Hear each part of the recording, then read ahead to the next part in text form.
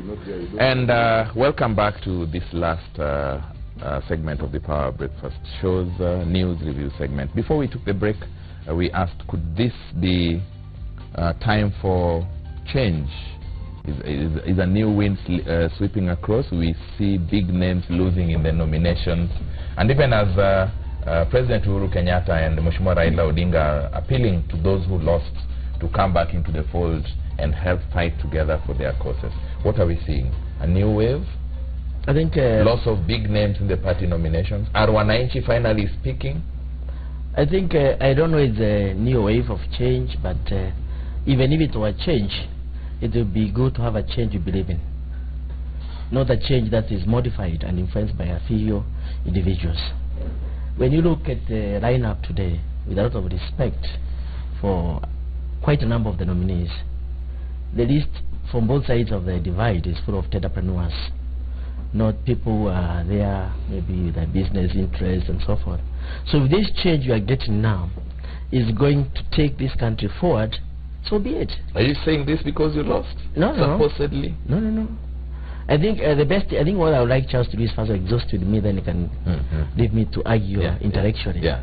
Because you cannot keep on referring back to my loss. Because you have it's a reference point. But anyway, one thing I like and I admire is the fact that you come out and say it's not the end of it. Let me tell you, it's not the end of it. By the way, it's the beginning of another journey. And I have a big journey. And that's a message that should really resonate. Right now, in fact, I want to tell you, because you have come back to me, my situation, I will still be interacting in Parliament, because I've already got a program right now. By the way, I went to Abuja last year, and for African Parliamentary Network on Sustainable Development Goals, SDGs, and I was elected African Vice President for the network. So what is happening from that, I started developing a program for empowering members of Parliament, members of the county assemblies, how to integrate SDGs in their planning processes. In fact, on 25th of this month, together in collaboration with the Stockholm Environmental Institute, I'm hosting a training program for 30 members of Parliament. So I'll still be having about 3-4 years training program to ensure that we have a sustainable network of Kenyan leaders who can actually implement the UN SDGs. Quite interesting. So we still have a lot to do. And I'm telling you, as a Kenyan, you cannot do whatever you want to do. So what I'm saying about the change is good as long as the people in that change who are being integrated in the change are going to move us forward. But if the people being integrated are going to stifle the expectation of the people, then this country will be going backwards. And that's why you need to have a strong and empowered society which can be able to oversight the leadership. And coming back to the issue of change from my friend Nikal here, I cannot agree with him more that one of the factors in any research is environmental. A good leader can be modified by the environment. You can go with good intentions, but then environment shapes you. Then there are two types of leaders. One type of a leader is one that is given status by the office. The other one is the one that gives the office a status. So if we can get as many people as possible who give their respective offices a status, the better. And that is one of the motivation. And I had to think about it so much before I decided not to run again, is where am I going to serve better? Wajiko has spoken, however they have spoken is irrelevant, but they have spoken. Can I give somebody else a chance so that they can compare maybe after 5 years, see what has been done? Quite interesting. Are we seeing a generational change politically? Falling on the wayside? What I can say is that when you see popular and big names dropping, it means the dissatisfaction with the status quo. Yes. In human nature, generally, if people are not happy with the situation they are in, they take it on those who they perceive to represent that status quo. So my feeling is, it is not probably just a generational change. It is a change. People are crying for a change for better. And if you feel things are not okay, then you go for people you think are representing that situation. Whether they really are or not, you are expressing, I need something else. This is not what I want. And you guys are there, you'll be there, and I'm not seeing anything. So I have assumed that it must be because of you. It may not be. It may be a bigger thing, but you represent. But you represent the status. Even as a family, if people are dissatisfied, they are more likely to go with for the head of family and say, you are not taking us anywhere. So I think what I take from that, we need to look at ourselves as a society and say, if people are saying this, are we in the right direction? Are we giving things that people are expecting, particularly the youth? Because there is a large expectation of the youth. There's a youth bulge. Over the last 20 years, the number of children that are surviving and getting education, and we have not really catered for their development and employment, is so huge. They have to ask, where are we going? So there's a disquiet. There's a disquiet, and we have to look at how do we change things so that people feel better. Senator, yes, transformation in the kind of leadership that Wananchi want because of dissatisfaction, like Mheshimiwa says. What exactly is happening? For me, I'll still go back to what I said earlier. This is a sign of growth, and we need to make it an objective growth. As much as we are seeing these big names being phased out, we need to be able to take responsibility for the people we will choose on those seats. And there's something that Honorable Barua said, that we need to keep giving our people civic education so that they know that, for example, what is Honorable Gladys Wanga's role, what is Honorable Nikal's role, and what is Honorable Barua's role in my society. So that they are not judged wrongly. So that they are not judged wrongly, because that happens a lot, you know. And you see, once they know the role of these leaders, then you're able to do. Our people even know that after 1 year, is it after 2 years, you're able to recall your member of parliament back, other than waiting and warning them that. But you people made it so difficult. I'm sure you contribute on that. It's still constitutional. The thing is, my point is, we need to, as the electorate, they need to be able to know what to demand for from these leaders and what to demand for from the other leader. You know, there is growth, Charles. And for me, a leader is supposed to be somebody who is inspiring me to do something differently. If I am inspired to be able to change my mind about devolution, to be able to change my mind about this thing that I don't have to wait for a white-collar job, that's a leader for me. But do we have those kind of leaders now? That's a question we need to ask ourselves. That's a question the voter there has to ask themselves. Gladys, even as all this happens, IEBC is now trying to craft an image. They want to make sure that the elections are as transparent as possible. Are we likely to see a situation where other big names will fall on the way because the parties forced them down the throats of Wananchi now that there is disquiet? Yeah, what I'd like to say about these names falling is I think our people behave this way every election cycle. It's a concern because, like in the last parliament, over 78, 77% of the members of parliament who were there before were sent home.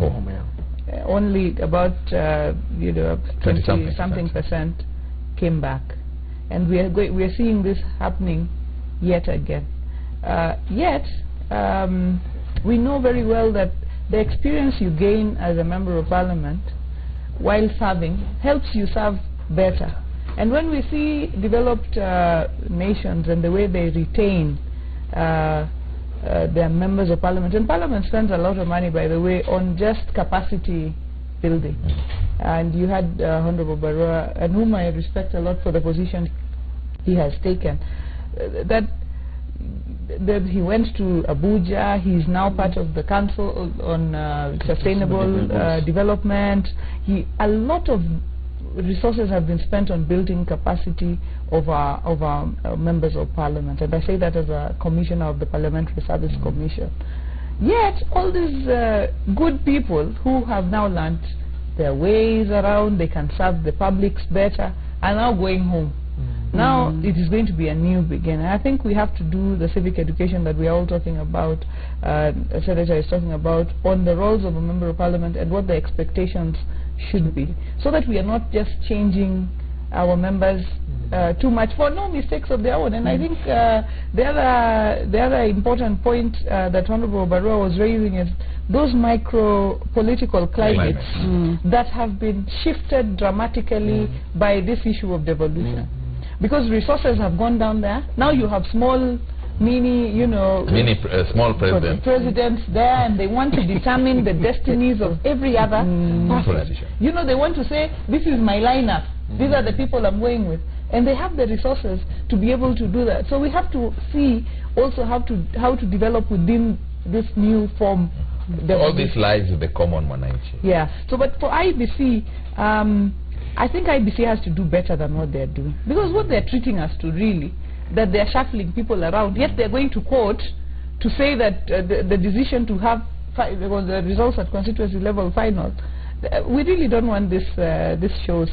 IBC must get serious about the things that really matter about election management. Putting on the headline that IBC is shuffling staff, returning officers. I mean, surely that is not as important as. That is good. It is administrative. They should do it anyway without making too much noise about it. But what is most important is for IBC to give us confidence that they are going to hold credible polls that is not going to throw this country into disarray. Is this one of the ways of giving that confidence? I agree, but it is a really small part. When IBC on this hand is saying, oh, we are reshuffling our staff, but on the other hand, they are in court. Which is an issue I don't want us to discuss. To appeal a division. all right, we will hold that. It's an issue before court, and so we cannot really take it on.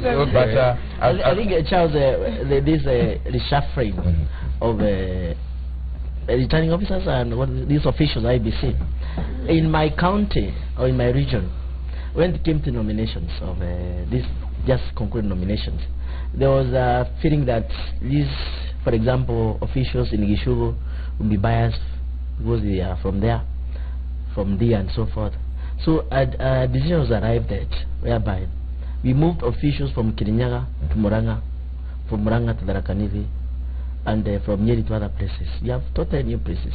But as Gladys is saying, roho ya mtu ni ngumu.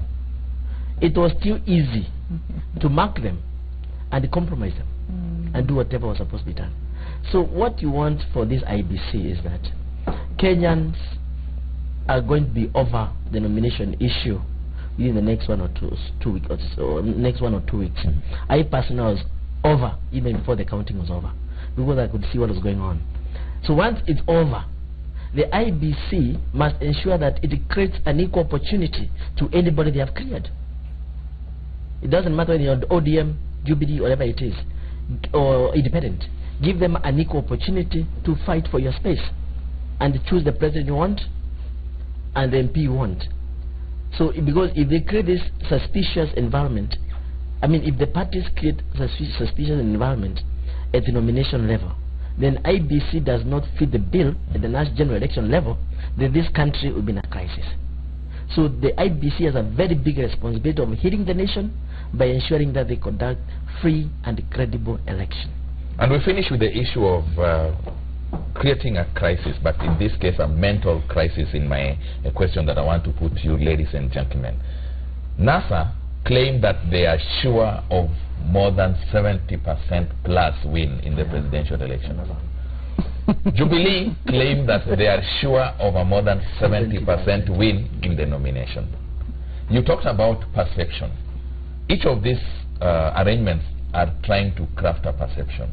In your take, how is NASA getting the 70%? No, let's start from the basic principle. We have 100%, don't forget. I like the basic principle. Yes.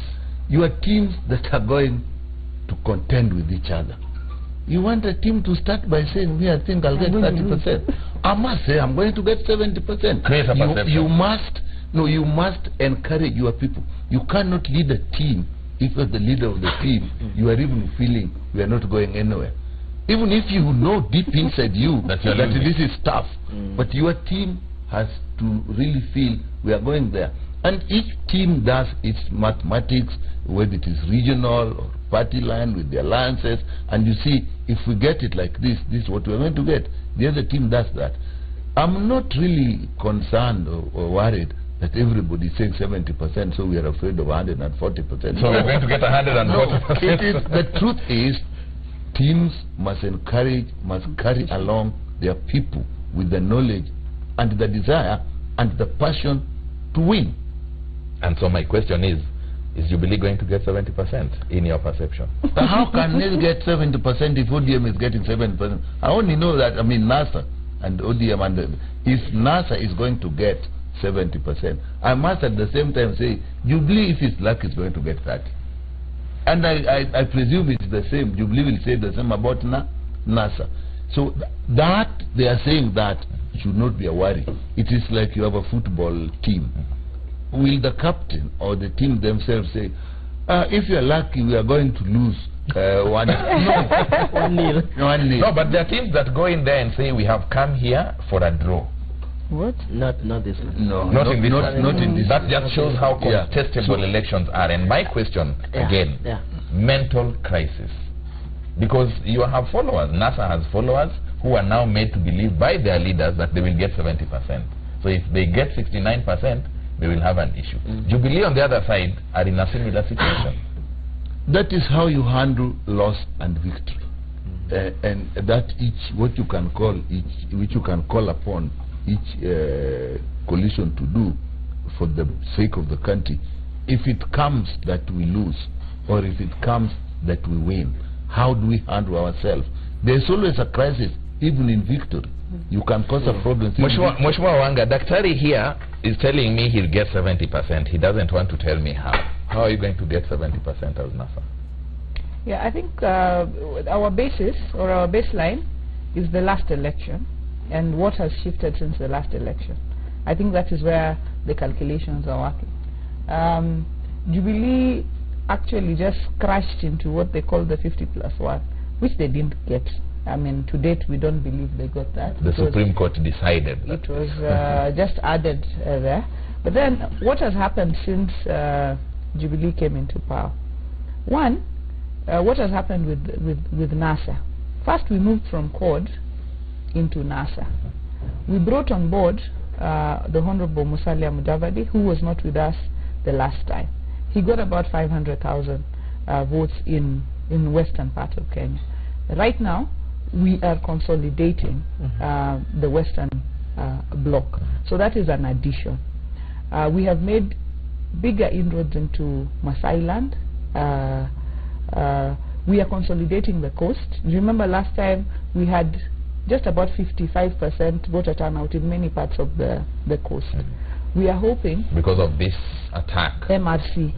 So to date we haven't heard about the MRC, and we are hoping nothing like that will happen, in which case we can bump up those numbers. We have made inroads into Meru. We have made inroads into the other parts, even Tharaka Nithi, the Ma, Parsons, Pokot, Turkana, who have had areas that have had conflicts that Jubilee has been unable to resolve. So these are the parts that we are consolidating to be able to beef up our numbers to the 70% that we are talking about. We are not dreaming. We are talking about realities and actual inroads that we are making. Jubilee will talk about making inroads into the coast or wherever it is, but if you have seen the results of by-elections, because these are the indicators. You know, they said we have inroads into Kilifi, say for example. When we went to the by-election, the candidates everybody knows were what flawed. happened. So even Kisii, they said Kisii is now battleground, we have made inroads here. But when we went to Nyacheki, those are the indicators that you see whether you have actually. This is the government that has not won any by-election. This is government in power has not won a single by-election, showing you the kind of resistance that Kenyans are having against that government. And that is why, as NASA, we see our 70+1. She says you've not, as Jubilee, won any by-election, but you are confident and you keep telling people that this time you're taking it beyond the 50%+1. First of all, we won Kericho. That was yours. I mean, but you are free to contest in a contestant. No, what I meant, winning over, acquiring a new seat. You know what, Charles? For me, what is very important is that election is one day. Let Kenya be peaceful on that day. Whether it is, let the best team win. They think they have 70%, all the best. My team, where I sit, we will work hard. We will work hard for whatever Kenya. 70%. How? You see, the thing is, Charles, the previous elections, which Honorable Gladys Wanga is saying, they still don't agree that we won 50+1.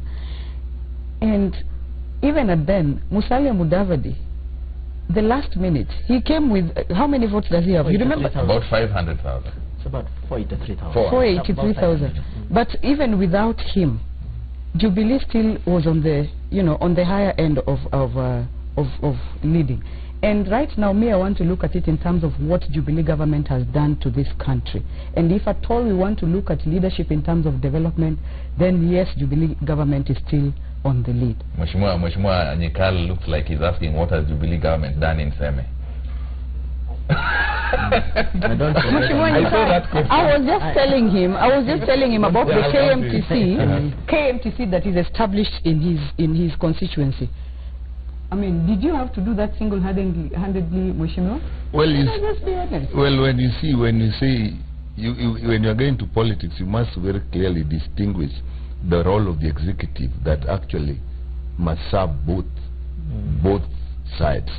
So if you want to take what the executive has done and then put it all on one part, remember there's a contribution even from the opposition in the success of any project in any area. So any success by the Jubilee government, the opposition has a role. You see, the thing is, it can't operate in a vacuum. I'll come to you. No, let me take that. It can't operate in a vacuum. Let's say there was such hostility in opposition areas that nothing could be done with the executive. Nothing will happen. So to allow things to happen, because that's the right of the people there, and so you cannot then use the taxpayers' money and the taxpayers, the money on the taxpayers' projects, and put it all as a political game. It is okay, Charles. Let me finish. You know, please do. First of all, we need to agree to one thing: whether you're in the opposition or the government, there are levels of government: the executive, the legislature, which they too, whether in CORD or Jubilee, they fall into the legislature. And as much as Mheshimiwa doesn't want to agree, there are things that Jubilee government has actually done. And you see, as they're using the taxpayers' money, yes, but the taxpayers gave them the mandate to be able to institute some of these things. So this is what will give you the 70%. I believe. The track record. I believe that we need to look. That is why I go back to Ile Kukagua. Jubilee government has done things to change this, to change our lives, Charles. Mheshimiwa Barua, 70%. How do you get it? I don't think I'm talking about 70%, because I'm not even mandated to do that by my party. And this being my first appearance after the incident. Which you are now referring. You're going back to it. You see, I told you, it's unavoidable.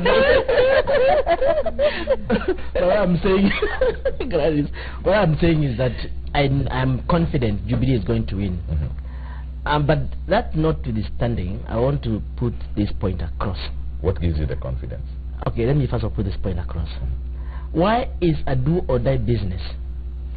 It's because of exclusive nature of the winner, exclusivity. The winner takes it all.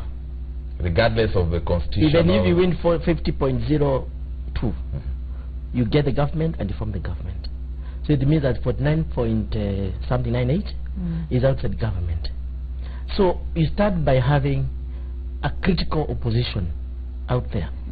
What my view was, and I didn't want to bring this issue in the House, is that we need to look at the Constitution to make sure that we amend and bring issues that unite this country in that Constitution. Make it explicit. Explicit. For example, I believe and agree, if anybody wins 50+1, should be declared president.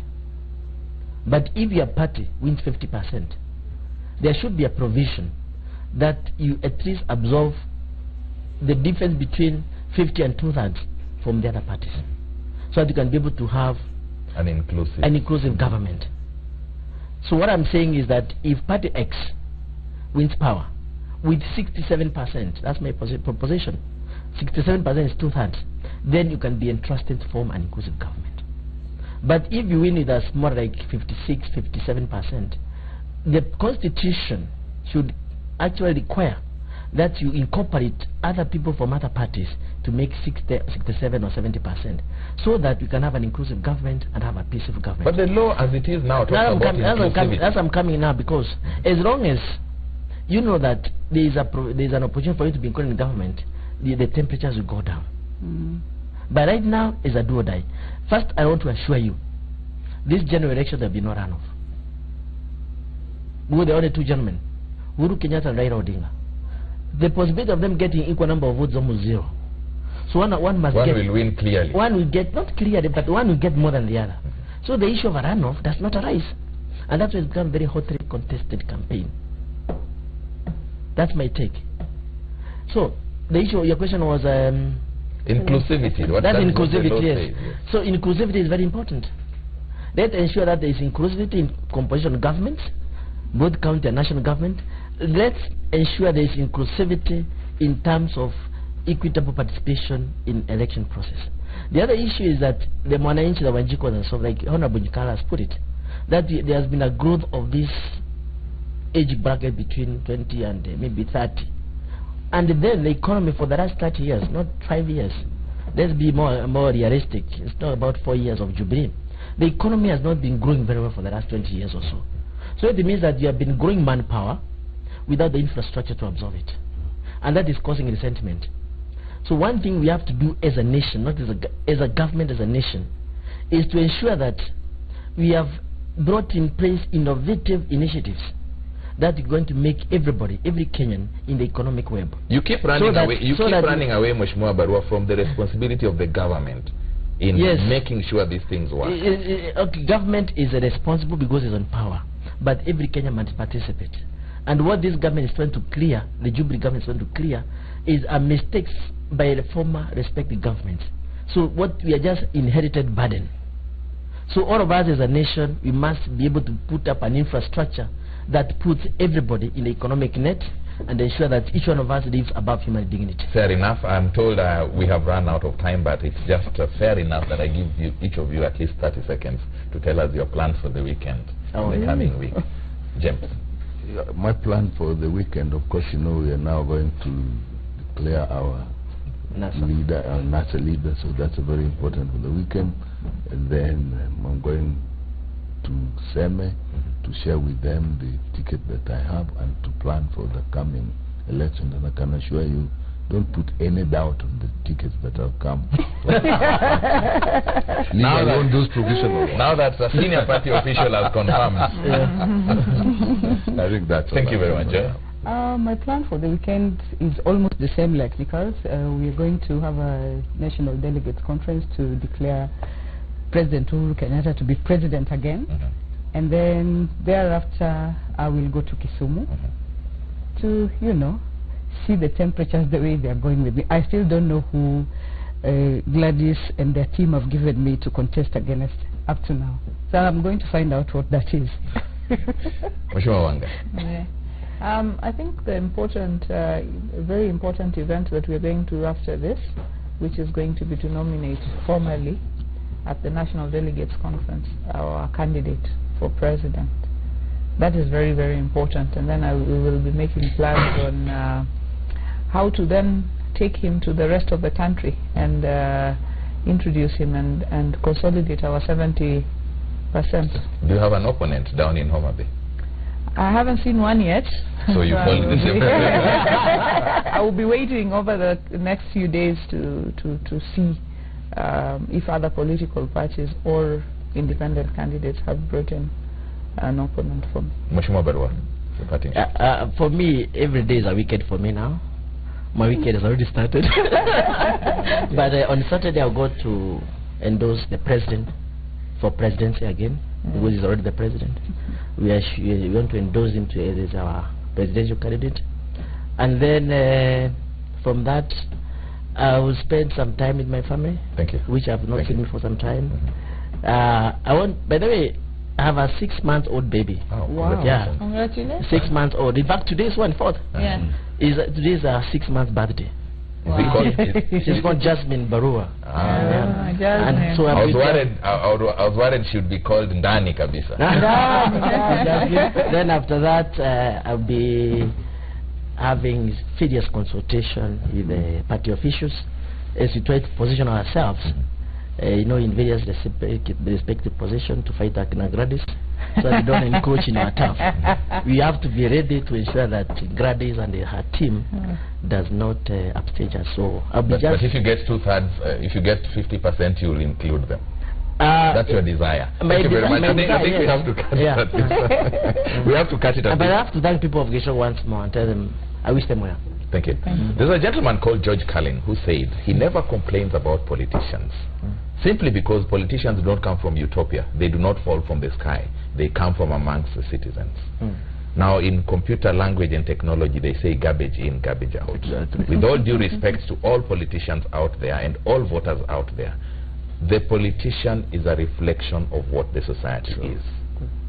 I leave you by saying it's a rainy season, and as always, plant that one tree and make a difference. It will go a long way. My name is Charles Odhiambo. It was a pleasure to have Mheshimiwa Njogu Barua, Member of Parliament for Gishugu, Mheshimiwa Gladys Wanga, Member of Parliament for Homa Bay County, Senator Joy Gwendo, nominated Senator, and Mheshimiwa James Nikal, Member of Parliament for Seme. For now, I'll leave you with the band, and see you next time.